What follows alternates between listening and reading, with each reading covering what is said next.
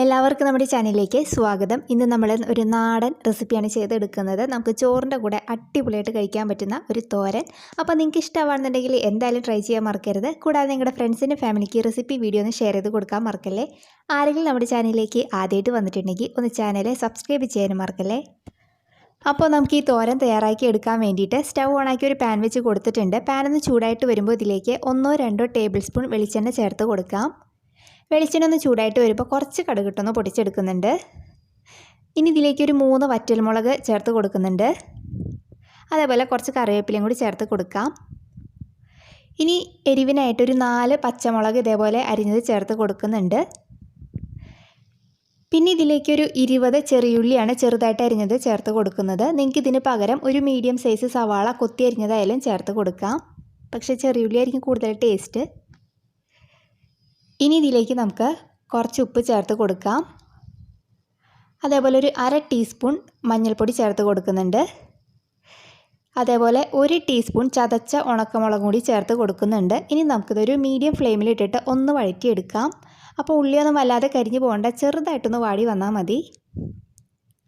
അപ്പോൾ അതവിടെ നന്നായിട്ടൊന്ന് വാടി വന്നിട്ടുണ്ട്. ഈ സമയത്ത് ഇതിലേക്ക് ഞാൻ ഒരു 25 ചെറിയ കിളുന്ത് വെണ്ടയ്ക്കാണ് എടുത്തിട്ടുണ്ടായിരുന്നത്. നന്നായിട്ട് കഴുകി തുടച്ച് അതിൻ്റെ മുകൾ ഭാഗവും താഴ്ഭാഗവും ജസ്റ്റ് ഒന്ന് കട്ട് ചെയ്തിട്ട് ഇതേപോലെ ഒന്ന് കട്ട് ചെയ്തെടുത്തിട്ടുണ്ട്. അപ്പോൾ ഇതിന് ഏറ്റവും നല്ലത് ഇതേപോലത്തെ കിളുന്ത് വെണ്ടയ്ക്കയാണ്. നമ്മൾ മൂത്ത വെണ്ടയ്ക്ക വെച്ച് ചെയ്തിട്ടുണ്ടെങ്കിൽ ഒട്ടും ടേസ്റ്റ് ഉണ്ടാവില്ല. നല്ല കിളുന്ത് വെണ്ടയ്ക്ക എടുക്കുകയാണെങ്കിൽ നല്ല അടിപൊളി ടേസ്റ്റ് ആയിരിക്കും. അപ്പോൾ അത് നമുക്ക് ഇതിനകത്തേക്ക് ചേർത്ത് കൊടുക്കാം. എന്നിട്ട് നന്നായിട്ടൊന്ന് മിക്സ് ചെയ്ത് കൊടുക്കാം. ഇപ്പോൾ ഞാൻ ഫ്ലെയിം മീഡിയം ഫ്ലെയിമിലാണ് വെച്ചിരിക്കുന്നത് കേട്ടോ. ഇതൊരു 5 മിനിറ്റ് നമുക്ക് ഇതേപോലെ ഒന്ന് വഴറ്റിയിട്ട് കൊടുക്കാം. 5 മിനിറ്റ് ഇതേപോലെ മീഡിയം ഫ്ലെയിമിലിട്ടിട്ടൊന്ന് വഴറ്റിയെടുക്കുക. എന്തെങ്കിലും വെള്ളത്തിൻ്റെ അംശമൊക്കെ ഉണ്ടെങ്കിൽ പോകാൻ വേണ്ടിയിട്ടാണ്.